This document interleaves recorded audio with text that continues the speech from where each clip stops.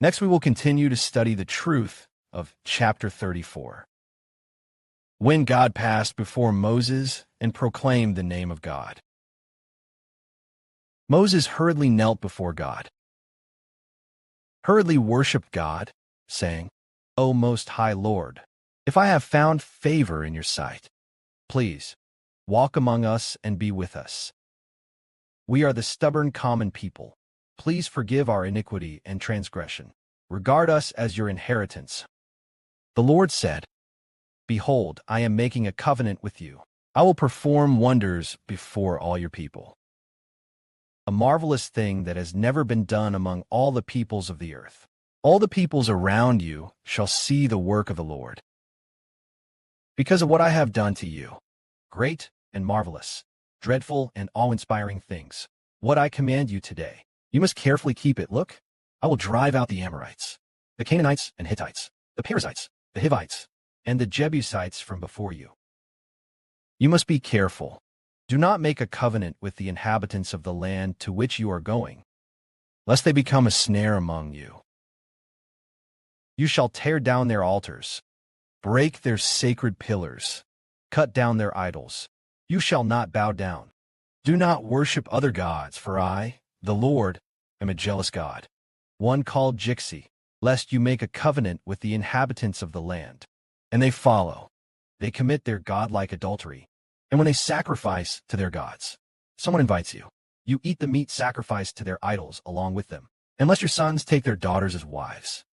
And when their daughters follow their gods in spiritual adultery, they lead your sons to follow them in spiritual adultery as well. God said that before the Israelites do great and wonderful things, the great and awesome things that God spoke of.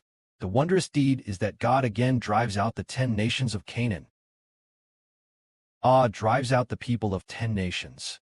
And also wants the Israelites not to make covenants with the people of that land, nor to bow down to the gods of that land. Instead, to take their people and destroy all their gods. And not to make covenants with the people of that land, but rather to drive out all the people of that land.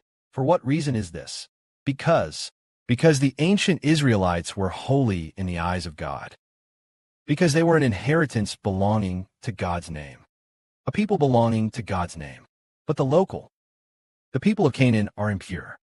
Because the people of Greater Canaan served other gods, whereas the Israelites served the Lord. Therefore these two peoples could not be mixed together, nor could they make covenants with them. This symbolizes that today, in this satanic world, we should not, with those who do not believe in the Lord, become friends, nor be overly intimate with them, nor overly associate with those who do not love God, lest we be tempted to forsake God. Hebrews seems to be 21 in 2020. Maybe 2020, or was it 201? Went home once. That time he went home. He never went back again. After that visit home that time, he spent about a week with his family. That week, there was my mother's sister, just Hebe's uncle. A whole bunch of people came. They smoked, drank, and gambled on cards. In Hebrew, say to Hebrew, why don't you smoke anymore? Don't drink anymore. Why are you not like before, constantly cursing? So, during that week, they're all just eating and drinking together, and then talking together about matters of Satan's world. What about the Joe who stayed inside that house?